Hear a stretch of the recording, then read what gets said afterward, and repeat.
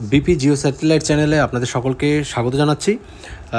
আপনারা জানেন যে WBSSC 2016 যে 4টি স্তরের রিক্রুটমেন্ট গ্রুপ সি, ডি, নবম, দশম এবং একাদশ দ্বাদশের যে রিক্রুটমেন্ট হয়েছিল প্রায় 26,000, সেই পদের যে মামলা অর্থাৎ সেই চাকরি সংক্রান্ত নিয়োগ সংক্রান্ত যে মামলা, সেটা কিন্তু আমরা জানি যে হাইকোর্টে সেটা চলছিল, ডিভিশন বেঞ্চ, সিঙ্গেল বেঞ্চের ডিভিশন বেঞ্চ, এবং ডিভিশন বেঞ্চের কিন্তু রায় অনুযায়ী সেই চাকরি বাতিল। তারপর কিন্তু সেই রায়কে চ্যালেঞ্জ করে কিন্তু সুপ্রিম কোর্টে SLP দায়ের, এবং তার রেজিস্ট্রেশন ভেরিফিকেশান কবে হয় কি সেটা তো অবশ্যই আপনাদের জানাবো, সেটা নিয়ে কিন্তু দায়ের হয়েছিল।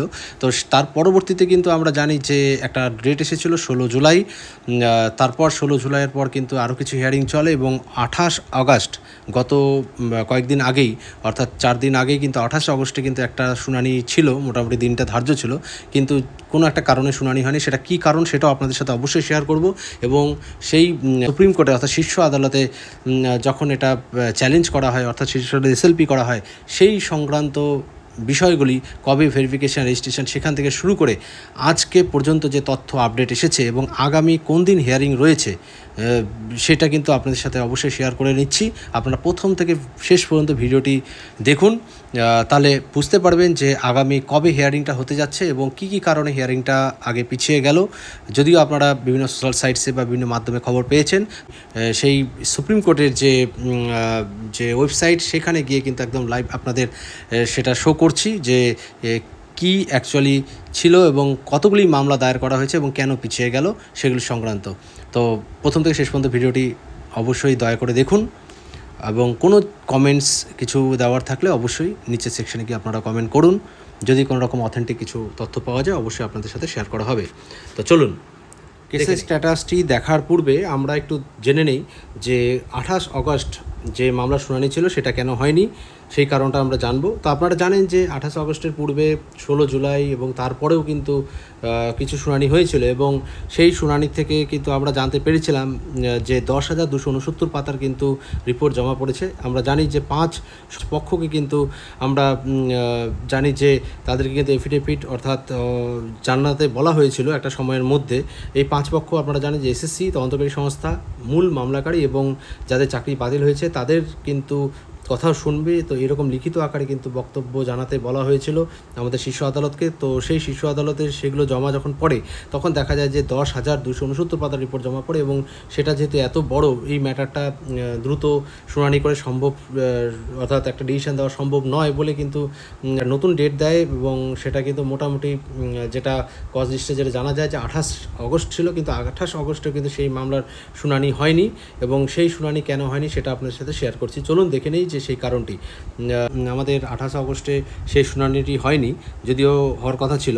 তো অ্যাকচুয়ালি রেগুলার হিয়ারিংয়ের একটা কনস্টিটিউশনাল বেঞ্চ ছিল, সেখানে 5 জন বিচারপতি, আমাদের 3 জন বিচারপতি তো ছিলেনই যারা আমাদের এই 2016 অর্থাৎ মামলাটা শুনছেন, এবং সেই প্রধান বিচারপতির আন্ডারে কিন্তু কনস্টিটিউশনাল বেঞ্চ কিন্তু গঠিত হয়েছিল, এবং সেই কনস্টিটিউশনাল বেঞ্চের একটা মামলা অর্থাৎ central organisation for railway electrification versus ছিল ECI অর্থাৎ জয়েন্ট ভেঞ্চার কোম্পানির।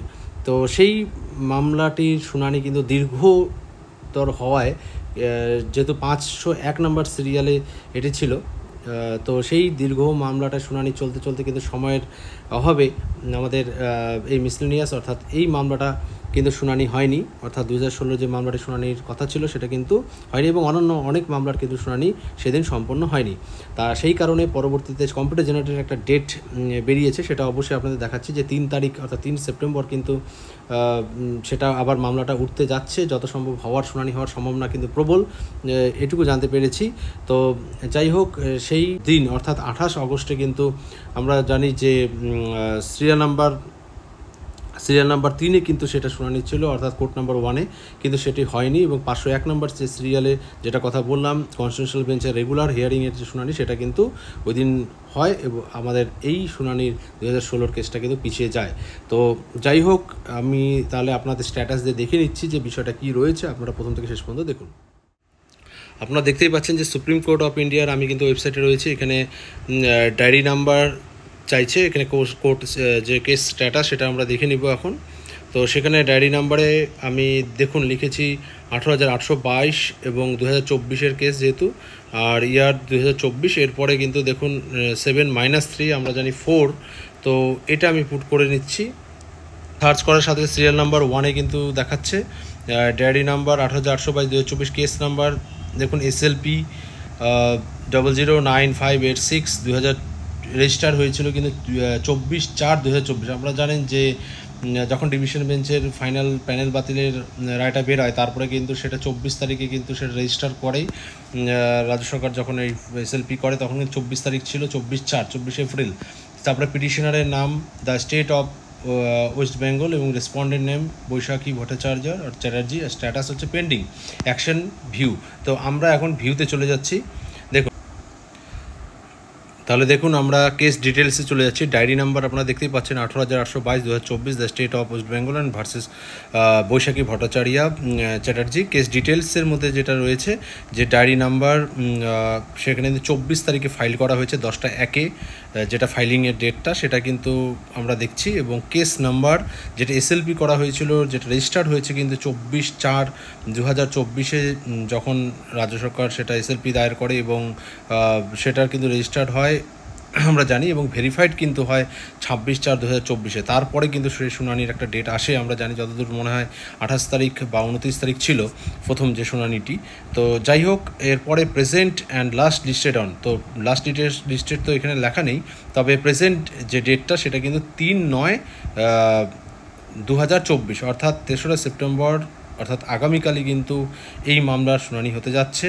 তো মোটামুটি এটা লিস্টেড হয়েছে, কিন্তু কজ লিস্ট নাম্বারে কিন্তু 6-এ রয়েছে, প্রথমে কিন্তু আমরা 3-এ দেখেছিলাম। তো যাই হোক, সেটাও আমরা দেখে নিব। তো এখানে দেখুন honourable the chief justice, honourable mister justice JB পাটরিওয়ালা রয়েছে, এবং honourable mister justice Manoj Mishra, অর্থাৎ 3জন বিচারপতির বেঞ্চে কিন্তু এই শুনানিটি হতে যাচ্ছে, এবং কজ লিস্ট নাম্বার 6-এ। তো সেটা আমি পরে আপনাদের দেখাচ্ছি। তো স্ট্যাটাস এবং স্টেজ যেটা রয়েছে পেন্ডিং রয়েছে, মোশন হিয়ারিংয়ের বিষয়, এবং সেটা কিন্তু order not today, order date হচ্ছে 6/8/2024, একটা ডেট দেওয়া রয়েছে এর আগে যে শুনানিটি হয়েছিল, এবং tentatively case may be listed on, এখানে বলা হয়েছে যে কম্প্যারিজনটা 3/9 তারিখে, যেটা আমি আপনাদের আগেও যেটা জানালাম, অর্থাৎ 3রা September. Category recruitment, transfer and compassionate অ্যাপয়েন্টমেন্টের বিষয়ে, যেহেতু petitioner the West Bengal, the state of West Bengal, respondents কিন্তু আমরা দেখছি যে এখানে কিন্তু 17 জনের নাম রয়েছে লিস্টেড, এবং পিটিশনার আস্থা শর্মা, মেন অ্যাডভোকেট যে আস্থা শর্মা পিটিশনারের অ্যাডভোকেট, এবং রেসপন্ডেন্ট অ্যাডভোকেট কিন্তু এখানে নাম রয়েছে, এবং ইমপ্লিডার্স অ্যাডভোকেটস কিন্তু অনেকের নাম রয়েছে, এবং ইন্টারভেনর অ্যাডভোকেটের নামও রয়েছে। তো যাই হোক, সেগুলো মুখ্য বিষয় নয়, আমরা অ্যাডভোকেটের নামগুলো দেখলাম, কেস ডিটেলসটা আপনাদের সাথে শেয়ার করলাম। এখানে কজ লিস্ট নাম্বার 6-এ কিন্তু রয়েছে। তো যাই হোক, আমি একটু নিচের দিকে চলে যাচ্ছি। নিচে দেখুন এখানে পিটিশনার অ্যাডভোকেট, এগুলো তো আমি একটু আগেই আপনাদের বললাম। তো এখানে আর্গুমেন্ট, ট্রান্সক্রিপ্টস যেগুলো আমরা খুঁজলে পরে পেয়ে যাব। তো earlier court details, tag matters, listing dates. তো এই লিস্টিং ডেটে যদি যায়, ট্যাগ ম্যাটার মানে কোন কোন কেসগুলো কত তারিখে ফাইল করা হয়েছিল, যে আমরা শুনেছিলাম 110টি মামলা একসঙ্গে কথিত করা হয়েছে। তো সেখানে কিন্তু আপনারা দেখতে পাবেন, এটাতে ক্লিক করলে পরেই, যে আমি একটু ক্লিক করে দেখাচ্ছি সেটা আপনাদের। এই যে দেখুন, এখানে কিন্তু অনেকগুলো রয়েছে ম্যাটার, দেখুন কত তারিখে কী রয়েছে, কী করা হয়েছিল, সব কিন্তু ডেটগুলো রয়েছে। যে দেখুন পলাশ মণ্ডল ভার্সেস, এখানে বলছে বৈশাখী ভট্টাচার্য, তারপরে দেখুন এন্ট্রি ডেট কত তারিখে কি ফাইল করা হয়েছিল, অর্থাৎ প্রত্যেকটা আলাদা আলাদা মামলা কত তারিখে সেখানে ফাইল করা হয়, সেগুলো কিন্তু এখানে পরিষ্কার আমরা দেখতে পাচ্ছি। তো এখানে আপনারা সার্চ করলে এগুলো পেয়ে যাবেন। তো যাই হোক, আমাদের বিষয় ওটা না, আমরা এগুলো সময় না বাড়িয়ে, দীর্ঘ না করে সময়টি আমরা একটু অন্যদিকে চলে যাচ্ছি। তাহলে আপনারা দেখলেন যে ট্যাগ ম্যাটার হিসাবে যেগুলো ছিল যতগুলো কেস, সেগুলো কিন্তু আমরা দেখেছি। তো এখন আমি আপনাদের দেখাচ্ছি যে লিস্টিং ডেট, অর্থাৎ কোন কোন ডেটে লিস্টিং হয়েছিল এবং শুনানিগুলি ছিল বা হয়েছে সেগুলো। তো দেখুন, লিস্টিং দেওয়ার সাথে সাথে কিন্তু আমরা এখানে দেখতেই পাচ্ছি যে প্রথম কিন্তু এখন যেটা দেখাচ্ছে সেটা কিন্তু 3 তারিখে সেপ্টেম্বরের 3 তারিখে কিন্তু সেটা লিস্টিং রয়েছে। দেখুন এখানে জাজদের নামও রয়েছে, লিস্টেড 28/8, এখানে কিন্তু লাস্ট লিস্টেড যেটা 28/8 হয়েছিল সেই ডেটটা, এবং তার আগে আবার কত তারিখে হয়েছিল দেখুন, 28/8-এর আগে 6/8 সেটা ছিল, অর্থাৎ কজ লিস্টের ডেটে 6 তারিখে ছিল। তারপর কিন্তু দেখুন আমি আরও চলে যাচ্ছি, তারপর কিন্তু 16 তারিখে, 16 জুলাই কিন্তু সেটা সিএল ডেট দেখুন লেখা রয়েছে, লিস্টেড হয়েছিল 16 জুলাই, মানে আগেরগুলো বলছি। আচ্ছা, তারপরে আরও দেখুন ডেট 7/5 অর্থাৎ মের 7 তারিখে কিন্তু শুনানি top of the list for admission এটা হয়েছিল। এবং তারও আগে 7 তারিখের আগে যে ডেটটা ছিল সেটা কিন্তু লিস্টেড হয়েছিল 6 তারিখে মে মাসের। কারণ আপনারা জানেন যে এপ্রিল মাসে কিন্তু 24 তারিখে ফাইলিংটা করা হয়েছিল এবং 26 তারিখে সেটা রেজিস্টার হয়, অর্থাৎ 26 এপ্রিলে, এবং মে মাসে কিন্তু সেই 6 তারিখে শুনানি হয়। এবং 29/4 যেটা লিস্টেড হয়েছিল 29/4 কিন্তু প্রথম শুনানি হয় 29/4, এটা আপনারা জানেন। তো যাই হোক, তারপরে কিন্তু আর ডেটগুলো নেই। তার মানে আপনারা বুঝতেই পারছেন 29 তারিখে 26 তারিখ রেজিস্টার হওয়ার পরে কিন্তু 29 তারিখ, তারপর কিন্তু আবার সেটা আমরা দেখলাম কত 6 তারিখ। এবং এই যে দেখুন আমি একটু আবার দেখাচ্ছি আপনাদের। আচ্ছা, 6 তারিখে যে দেখুন লিস্টেড হয়েছিল 6 তারিখ, তারপর কিন্তু আবার 7 তারিখে ওঠে। তা এইভাবে করতে কিন্তু 28 তারিখে আমরা দেখেছিলাম, গত 28 তারিখ কিন্তু শুনানির ডেটটা ছিল। তো ওই বিশেষ সময়ের অভাবে কিন্তু কনস্টিটিউশনাল বেঞ্চের রেগুলার হিয়ারিংয়ের কারণে কিন্তু ওই রেলওয়ের ওই ম্যাটারটা যেটা আমি একটু আগে শেয়ার করলাম, সেই কারণে কিন্তু সেই দিন শুনানিটি হয়নি। তো আগামী 3 তারিখে কিন্তু শুনানিটি হতে যাচ্ছে। তো এখন আমরা কজ লিস্টে ডিরেক্ট চলে যাচ্ছি, আপনাদের সাথে শেয়ার করছি, সেটি আপনারা ডিটেলসে দেখে নিন। দেখুন আপনারা সুপ্রিম কোর্ট অফ ইন্ডিয়ার কজ লিস্টে কিন্তু আমি চলে এসেছি। এখানে কেস স্ট্যাটাস যেটা আমি একটু আগেই তো ডায়েরি নাম্বার দিয়ে দেখালাম।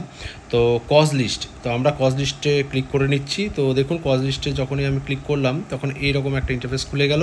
তো সেখানে কজ লিস্টের ডিটেলস কিন্তু রয়েছে, কোর্ট নাম্বার, অ্যাডভান্স, মেইন। তো আমরা জানি যে মেইনে কিন্তু রয়েছে আমাদের এই ম্যাটারটি, সেটা কিন্তু 3 তারিখে, যেহেতু তো অ্যাডভান্সে হবে না, মেইনে রয়েছে। তো এইখানে দেখুন আমরা সেকেন্ড অর্থাৎ কলামে চলে যাচ্ছে 3/9/2024। 3/9/2024 দেওয়ার সাথে সাথে দেখুন যেগুলো এখানে চলে আসলো, অনারেবল দ্য চিফ জাস্টিস রয়েছে, honourable mister justice J B. Pardiwala, honourable mister justice Manoj মিশ্রার বেঞ্চের কী রয়েছে সেটা দেখুন। এখানে সিরিয়াল নাম্বারগুলো বাঁদিকে আপনারা দেখতে পাচ্ছেন, পিটিশনার রেসপন্ডেন্টস নেম এবং পিটিশনার রেসপন্ডেন্ট অ্যাডভোকেটের নাম কিন্তু একদম ডান দিকে রয়েছে। তবে 6, তো দেখতে হবে 6 আমাদের এই মামলাটা আছে কি না, যে ম্যাটারটা হিয়ারিংয়ের জন্য।